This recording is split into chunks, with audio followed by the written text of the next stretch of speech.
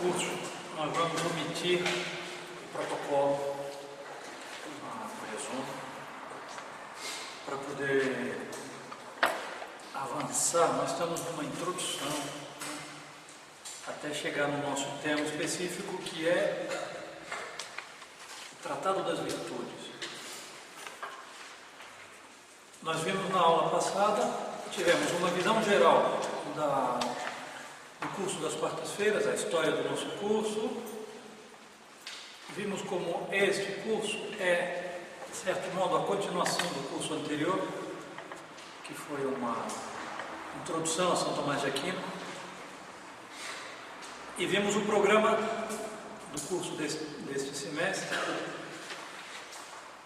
Primeiro, uma inteligência da autoridade de São Tomás de Aquino na igreja, depois a sua obra, depois viríamos uma visão geral da segunda parte da Suma Teológica e finalmente entraríamos no nosso tema, que é as virtudes.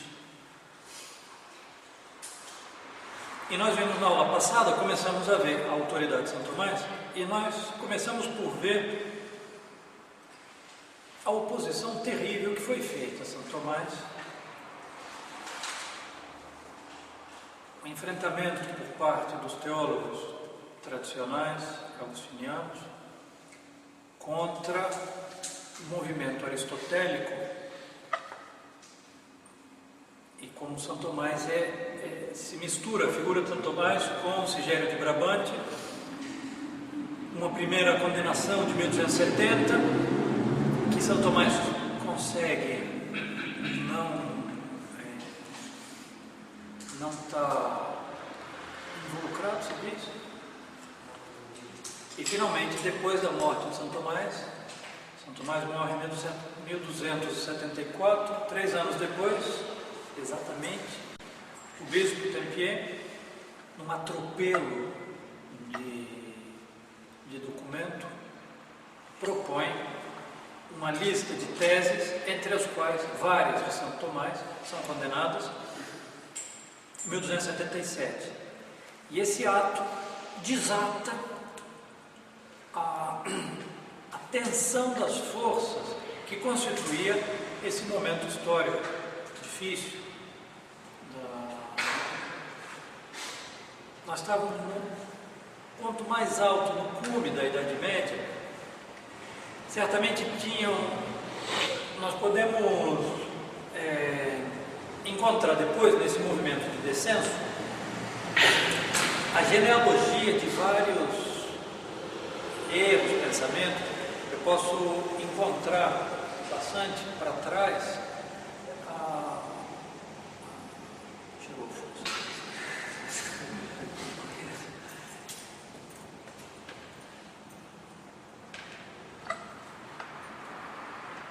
A gente pode buscar a origem de erros que vão aparecer muito depois, bem antes de São Tomás, certo? Mas havia um certo equilíbrio nessas forças, e se chega ao ponto mais alto desse equilíbrio com São Tomás de Aquino, e a condena a São Tomás é um momento de quebra dessa estabilidade medieval, e se pode dizer que é o começo dos tempos modernos, é o começo do fim. Aqui se desata a crise do mundo moderno.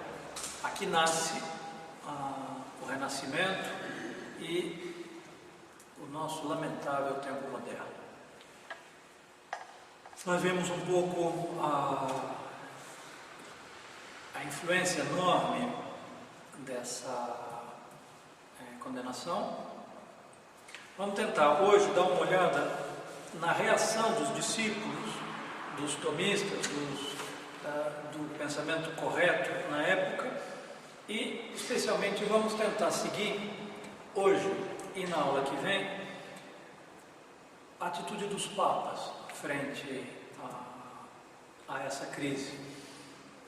Nós dizíamos no começo da aula passada que é necessário fazer uma distinção sobre uma autoridade em teologia, autoridade de um doutor em teologia.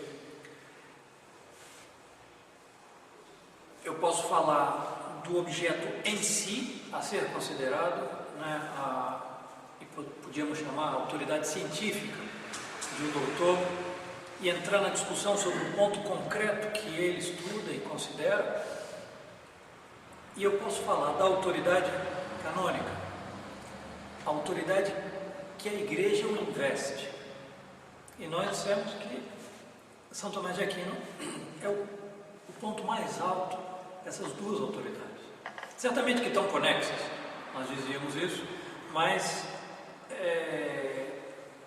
é muito importante. Eu posso ter um grande doutor e que ensine exatamente o pensamento da Igreja, mas que fale como um doutor privado. A Igreja não o reconhece como a sua voz. Um professor que ensina uma doutrina correta, certamente ele tem uma autoridade científica, mas a autoridade canônica é o peso que a Igreja dá ao que ele diz. A atitude dos papas na defesa de São Tomás vai mostrar qual é a autoridade que a Igreja põe no pensamento de São Tomás.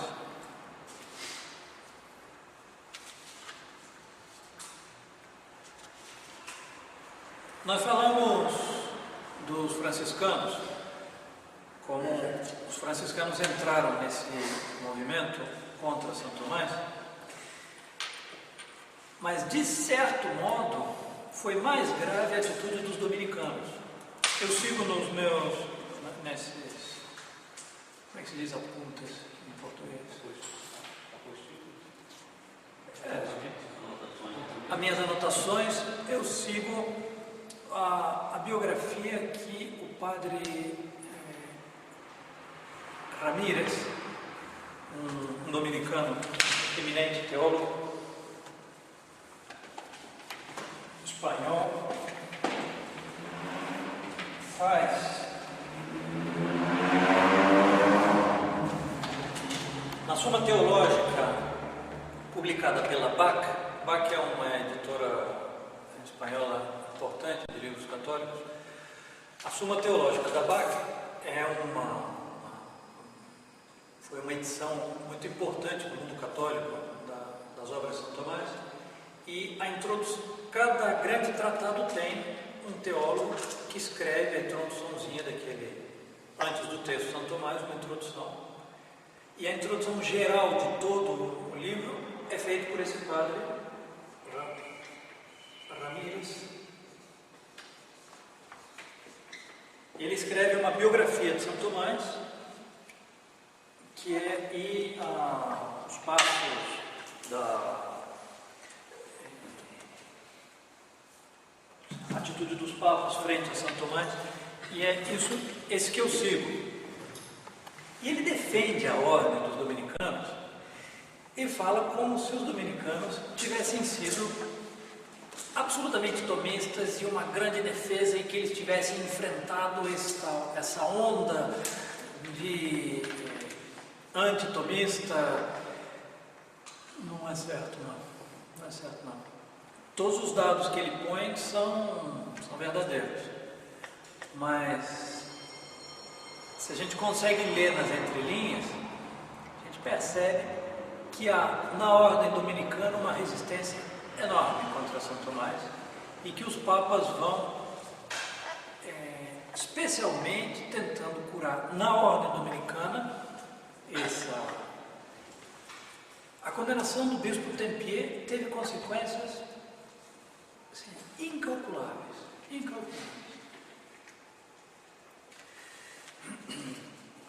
Algumas figuras,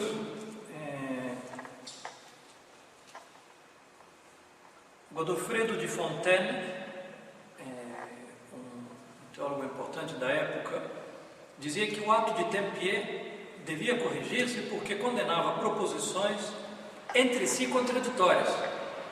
Isso é muito interessante. Se a gente for analisar o texto da condenação do bispo Tempier, não só ele não tinha autoridade para fazer o que ele fez, mas é absurda a condenação.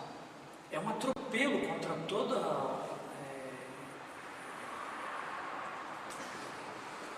a teologia e toda a filosofia. E ele condena, são completamente contraditórias as coisas que ele condena.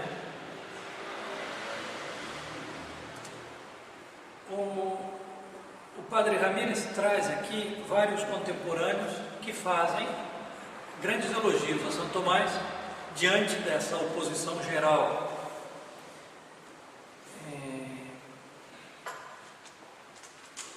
E muitos desses autores contemporâneos na época falam de que num primeiro momento seguiram a onda geral contra São Tomás e que depois se converteram. Isso mostra a força desse movimento contra São Tomás, que de fato é contra Aristóteles e contra a relação real, normal, que nós estudamos entre a filosofia e a teologia, e termina sendo um apoio ao nominalismo e finalmente ao idealismo. Então o nominalismo ganha uma força enorme, porque os filósofos e teólogos diziam: se não é São Tomás e o aristotelismo, então é o nominalismo. Eles tiram uma conclusão e pulam para o outro lado.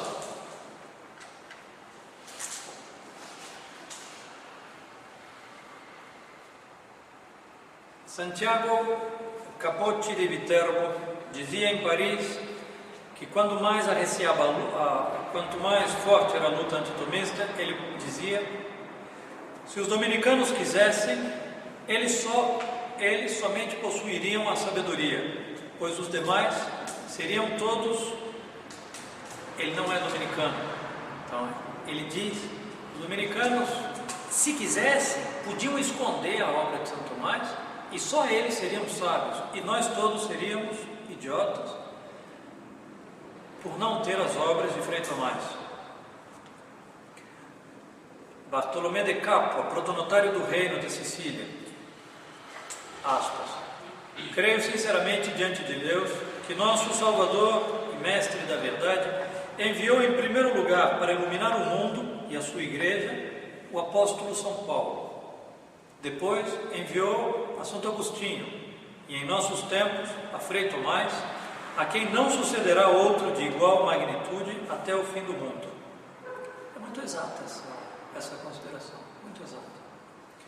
Porque efetivamente nos seus escritos se encontra toda a verdade, toda a luz, toda a claridade, toda a facilidade, todo o método para chegar ordenadamente a uma ciência perfeita. Sim, certamente. Mas é principalmente o problema central da relação entre a fé e a razão que São Tomás põe. São Tomás põe o grande fundamento do pensar humano diante da revelação. Todo o resto se constrói. E São Tomás faz a construção inteira. Mas nós podíamos dizer que toda a construção da obra de São Tomás é extraordinária.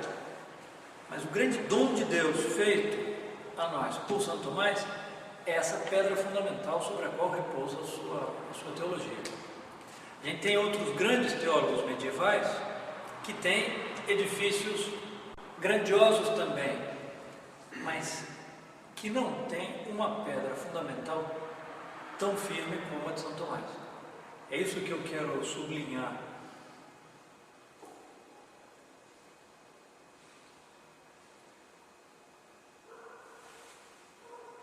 Eu citei uma aparição de Santo Agostinho, eu encontrei a referência. Frei Alberto de Brescia, homem de grande ciência e santidade, que não saía do seu assombro, pensando como pôde São Tomás chegar em tão pouco tempo a tão alto grau de virtude e de ciência, e tendo rogado com frequência a Deus e à Santíssima Virgem e a Santo Agostinho que se dignasse a manifestar a glória de Frei Tomás, o próprio São Tomás e Santo Agostinho lhe apareceram, e nessa aparição disse Santo Agostinho: eis aqui que eu vim manifestar-te a doutrina e a glória de Frei Tomás, que está comigo. Ele é meu filho e seguiu em tudo a doutrina apostólica e a minha, e iluminou com a sua doutrina a Igreja de Deus. Nós somos iguais em glória, ainda que ele me excede com a auréola da virgindade, e no entanto eu o supero com a dignidade episcopal. É bonita o relato. É como Santo Agostinho dizendo: vocês são idiotas, mas vocês são tontos, vocês são bobos. Ele foi que entendeu o que eu estava dizendo. O que vocês têm na cabeça?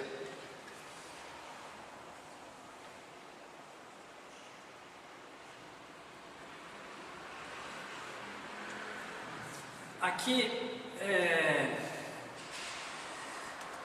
vários discípulos imediatos de São Tomás saíram em defesa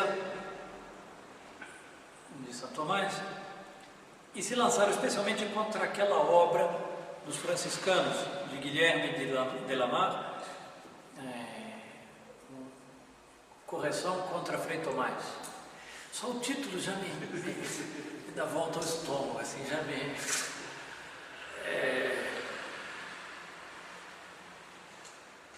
Mas isso é impressionante, que foram frades particulares que responderam a uma objeção e não à ordem dominicana. E aqui começa uma parte desse capítulo do Padre Ramírez, dizendo: a mesma ordem dos pregadores, que se deu conta, primeiramente, do valor excepcional da doutrina tomista, fez dela a sua doutrina. Não é exato isso. Não é exato. No capítulo geral de 1278, celebrado em Milão, a ordem enviou à Inglaterra 2 professores com plenos poderes para proceder severamente contra os religiosos hostis à doutrina de Frei Tomás. Ou seja, na ordem era comum frades hostis a São Tomás e que entravam no movimento contrário, sem querer atacar muito, mas de certo modo os dominicanos estavam defendendo a própria existência e não a doutrina de São Tomás. Com a doutrina de São Tomás estava sendo atacada toda a ordem dominicana, porque a ordem dominicana ficou identificada, por causa de Santo Alberto Magno e São Tomás, com Aristóteles. Todo esse furor contra o aristotelismo, a ordem estava muito em evidência. Eles tentam se defender legitimamente, e a defesa que eles fazem de São Tomás é mais uma defesa exterior do que uma dedicação à doutrina própria de São Tomás.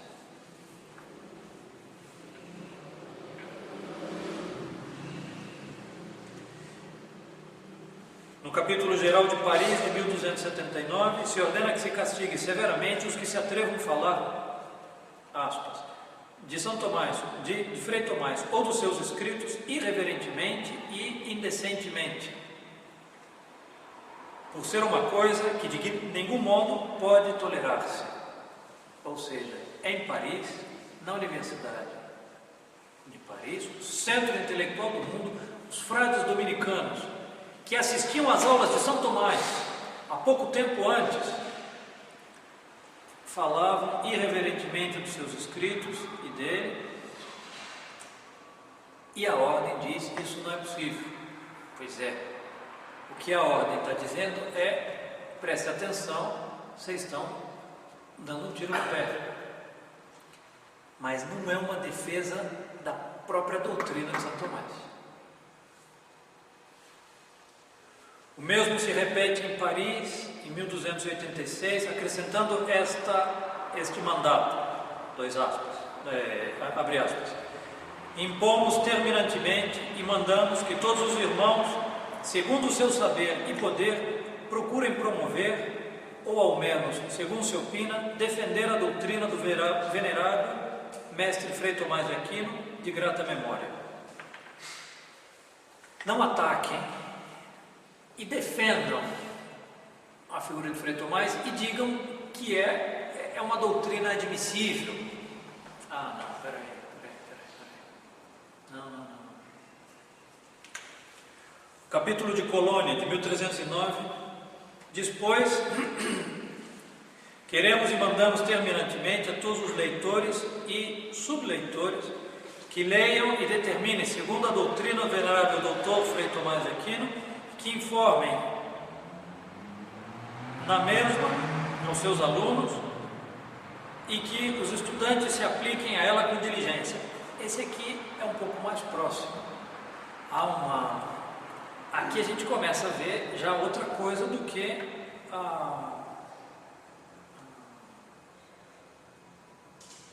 uma simples defesa da ordem. Outras ordenanças eram que estava proibido vender, ou dar, ou destruir os livros de São Tomás. Ou seja, São Tomás, no momento, ficou responsável pela ordem, pela organização de todos os estudos da ordem inteira. Ele passa por todos os conventos, organizando os estudos e dispondo. E ele escreve a Suma Teológica, encarregado pela ordem, o livro de estudo próprio da ordem. Ora, o que a ordem diz é: peraí, vocês estão destruindo toda a nossa estrutura. Mas não era uma defesa do pensamento próprio de São Tomás. Eu insisto nisso. Vai ser especialmente a ação dos papas a que vai mover a ordem dominicana a prestar atenção no objeto próprio do estudo de São Tomás. Vão ser os papas, de certo modo, e os papas vão lentamente. A gente tem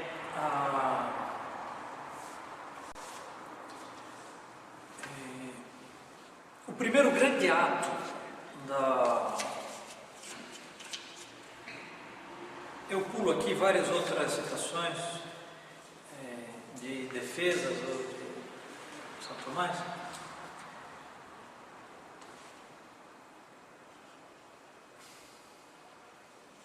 Ele insiste aqui, ele faz só um parênteses, ele faz o Padre Ramírez, sobre o título de São Tomás, que no começo foi chamado de doutor comum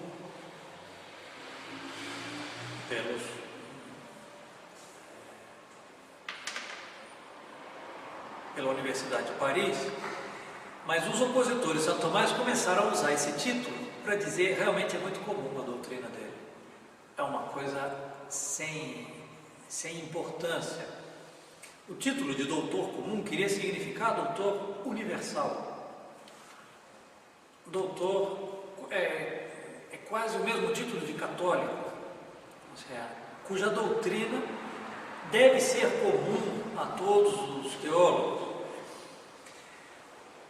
Especialmente o movimento nominalista se refere a São Tomás habitualmente como um doutor comunice, sem nenhum interesse, sem nenhum valor. E todo o movimento renascentista, que é muito rebuscado, os renascentistas enchem a sua ignorância com pomposidade. É um artifício muito comum no Renascimento. E um modo claro e direto da doutrina tomista, de buscar a verdade, começa a chocar depois no século, especialmente no século XV. século XIV, século XV.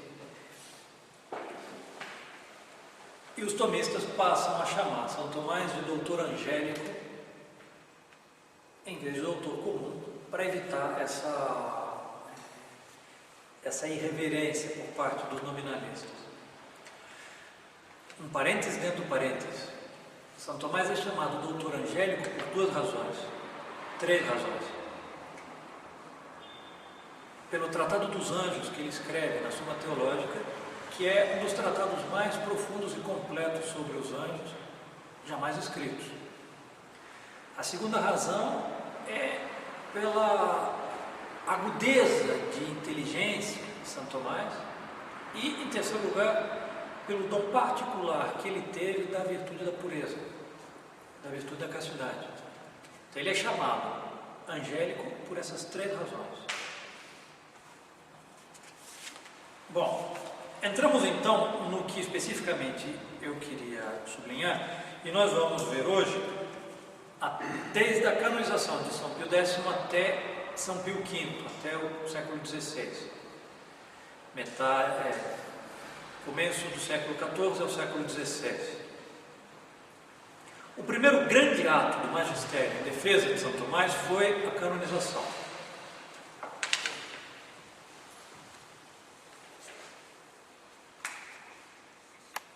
Pio 323, pelo Papa João 22.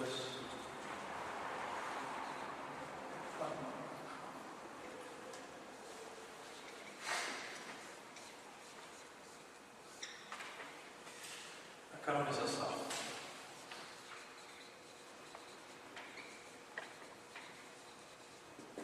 Cinquenta anos depois da morte, mais ou menos, de São Tomás. A luta contra São Tomás e contra a filosofia realista parecia ter ganhado, parecia ter tomado o mundo inteiro. E esse ato fez com que os tomistas e os que seguiam a filosofia realista levantassem um pouquinho a cabeça.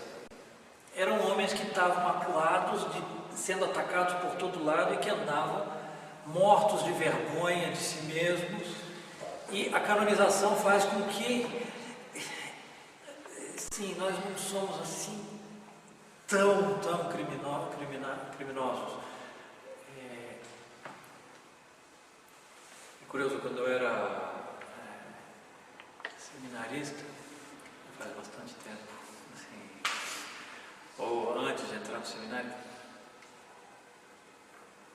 o ódio que se tinha contra Monsieur Lefebvre, o fato de dizer, perguntar de que congregação que você é, Fraternidade de São Pio X, desculpe, quem é o fundador? Monsieur Lefebvre, fora daqui! E a gente via imediatamente um furor de ódio. Atualmente,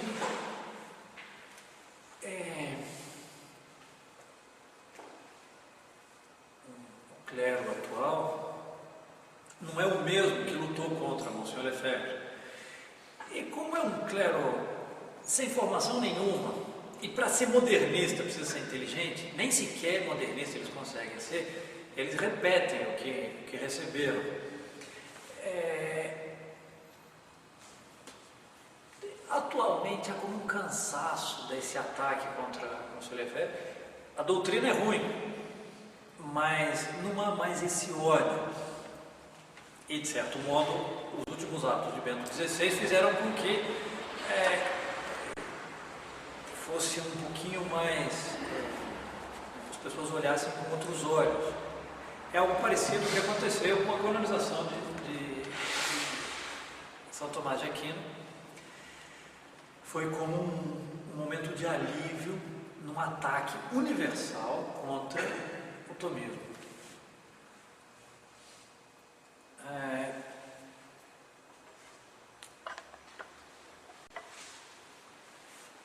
E logo em seguida, o bispo de Paris, no ano seguinte, no primeiro primeiro ano.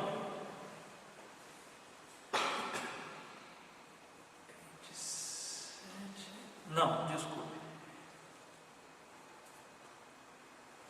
Exatamente. Em 1324,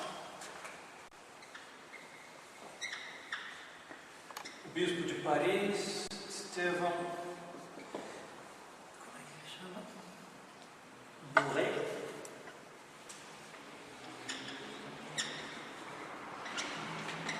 faz um decreto dizendo que o decreto do bispo Tempier tinha sido nulo, que era um decreto que não valia. A autoridade de Paris diz: anula aquele decreto anterior, especialmente as específicas sentenças de Santo Tomás naquela condenação. Certo? Mas esse ato do bispo de Paris não teve nem de longe a repercussão mundial, universal, que teve a do bispo Tempier. A canonização, sim, não conseguiu mudar os pensamentos, mas indicou para o mundo católico que esse não era o pensamento da Igreja. Então, a coisa foi noutra direção. E na Universidade de Paris, a primeira vez que se celebra a festa litúrgica de São Tomás de Aquino, 7 de março de 1324, um famoso mestre em teologia, Pedro Roger, faz um grande discurso que fica famoso sobre a doutrina tomista. E esse Pedro Roger vai chegar a ser Papa Clemente VI. Aqui eu leio uma frase,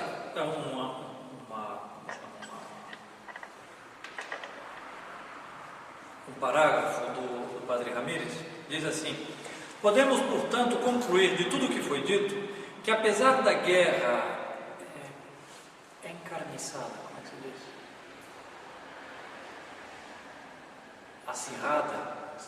Acirrada contra a sua doutrina, e não obstante o valor extraordinário dos seus émulos e impugnadores, como João Peckham, Roberto Kilvarvi, Gil de Roma, Henrique de Gante, Dom Scoto. Dom Scoto,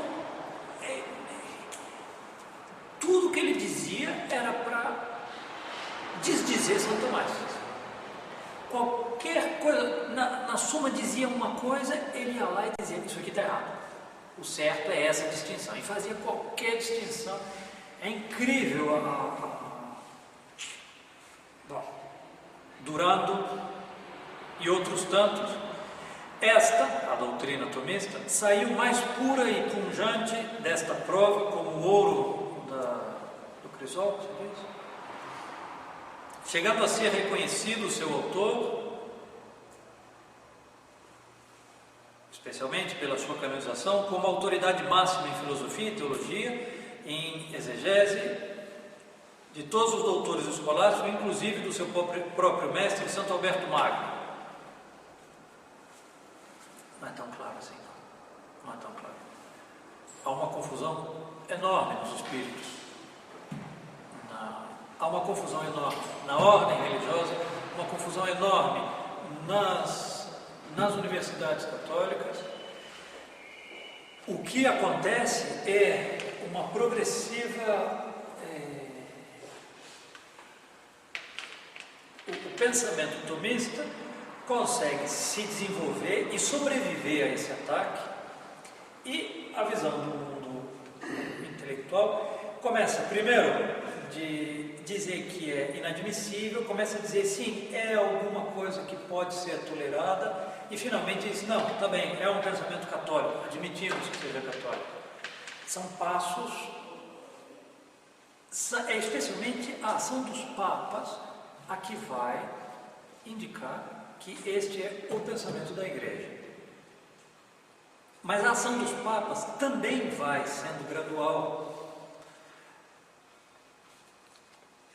dos papas e dos concílios vai ser, à medida que o mal se manifeste, o efeito desse desastre do pensamento renascentista vá mostrando os seus efeitos, que os papas vão procurar remédio e vão dizer que São Tomás de Aquino é o remédio necessário. Mas depois de João 22, nós temos o famoso Pedro Roger Clemente VI, que manda o capítulo geral dos dominicanos que tomem a doutrina de São Tomás como a doutrina da ordem. É aí onde os dominicanos finalmente dizem: pode, tá bom.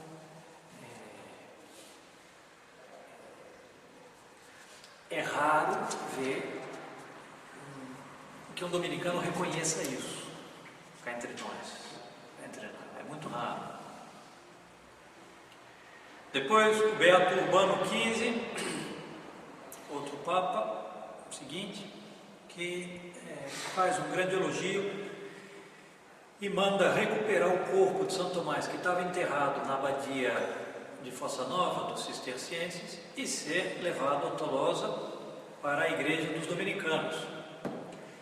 Ou seja, os dominicanos não foram atrás das relíquias de São Tomás, não foram atrás Foi o Papa que foi lá mandar buscar e levar de volta para... E nós vamos ter depois vários papas que fazem elogios a São Tomás: Nicolás V, Alexandre VI, Pio IV, mas nós estamos num período muito confuso dos papas renascentistas, que eles mesmos se deixam levar pelo espírito, são papas, certamente, mas esse espírito renascentista invade o mundo católico. Vai ser especialmente a grande figura, a admirável figura, deslumbrante figura de São Pio V.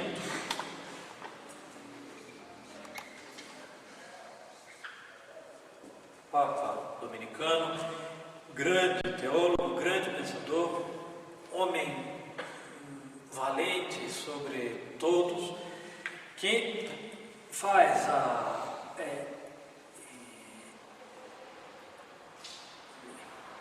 promulga a bula Mirabilis Deus.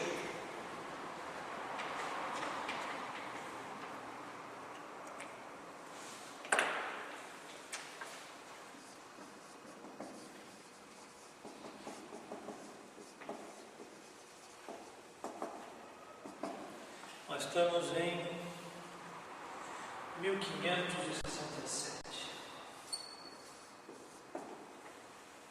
onde declara São Tomás doutor da Igreja e doutor na mesma altura, ou seja, ele diz: São Tomás é comparado a Santo Agostinho, aos 4 grandes padres da Igreja. Preste atenção. São Tomás é posto não só como doutor, mas como na altura dos padres, dos 4 padres da Igreja, os padres latinos da Igreja. Santo Ambrósio, São Jerônimo, Santo Agostinho e São Gregório Magno. É muita coisa, é dizer muito isso.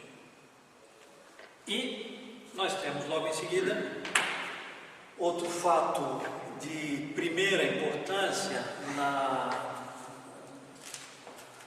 afirmação da Igreja sobre o pensamento tomista, que é o Concílio de Trento.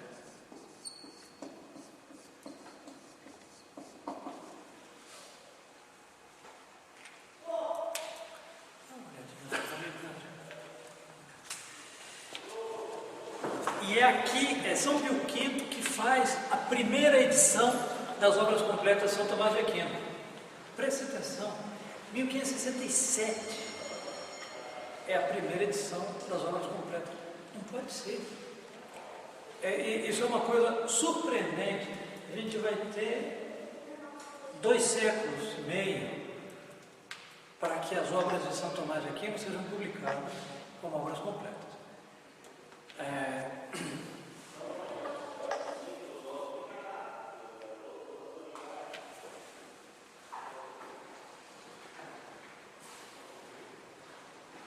No Concílio de Trento,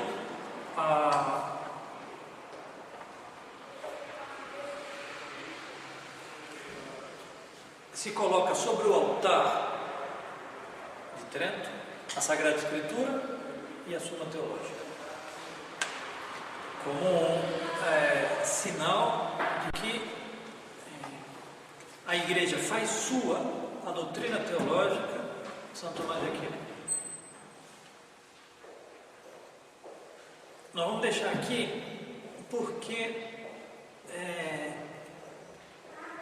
nós vamos ter, depois podemos dizer, a entrada do período realmente moderno, depois de São Pio V, e nós vamos, na aula que vem, ver esse período confuso, século XVI, XVII, XVIII, e depois os papas atuais, a partir de Leão XIII, onde já o pensamento da Igreja sobre São Tomás de Aquino não é mais uma interpretação que a gente pode chegar à conclusão, mas são palavras explícitas, claras. Leão XIII, São Pio X, Pio IX, Leão XIII, São Pio X, Bento XV, Pio XI e Pio XII.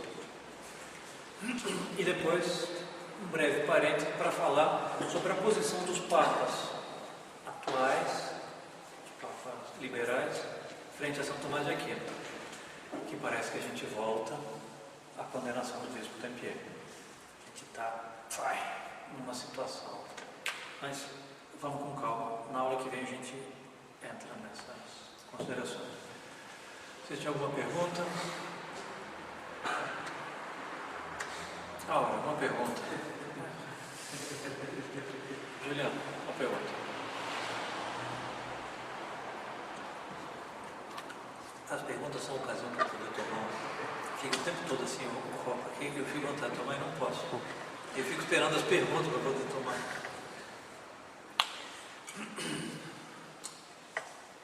De certo modo,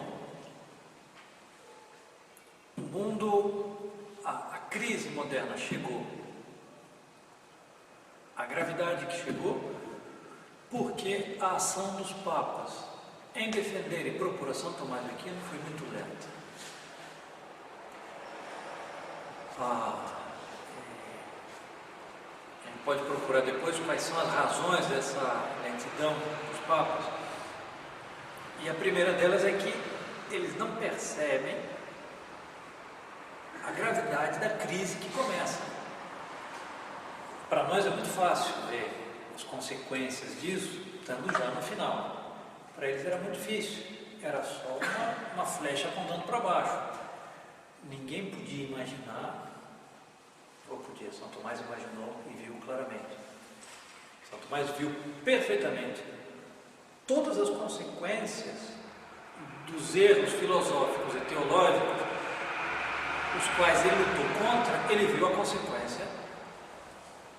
É muito impressionante porque todas as objeções e erros modernos estão respondidos na Suma. Estão respondidos, todos os erros de Lutero estão respondidos na Suma Teológica. Estão claramente respondidos. Todos os erros do subjetivismo moderno estão respondidos claramente. Bom, sim. Finalmente. O fato de livros dominicanos terem, alguns até por exposição ali descartada nas obras de São Tomás, e a primeira edição ter saído tão tarde assim nas obras completas, será que talvez tenha perdido alguma obra importante? Se perderam várias obras. Importante não, quer dizer, sim, mas várias obras se perderam. Por exemplo, a última que ele escreveu, que foi o comentário ao Cântico dos Cânticos, no leito de morte, ele ditou para os monges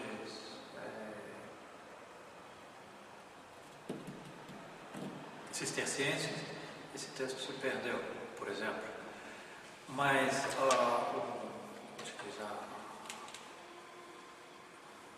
o corpo central das obras de São Tomás foi reconstituído.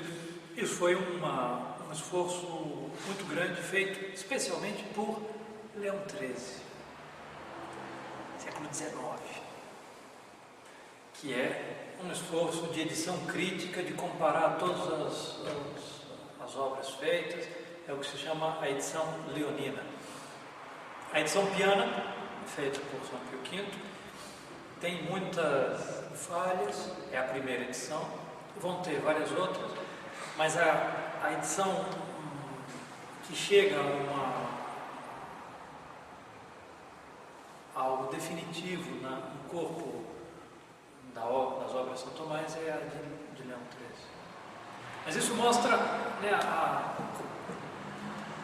lentidão com que se chega ao remédio. A gente está com um remédio que pode curar o doente em agonia, e o remédio assim, vai para lá, vem para cá, vai para lá, vem para cá. E não se aplica o remédio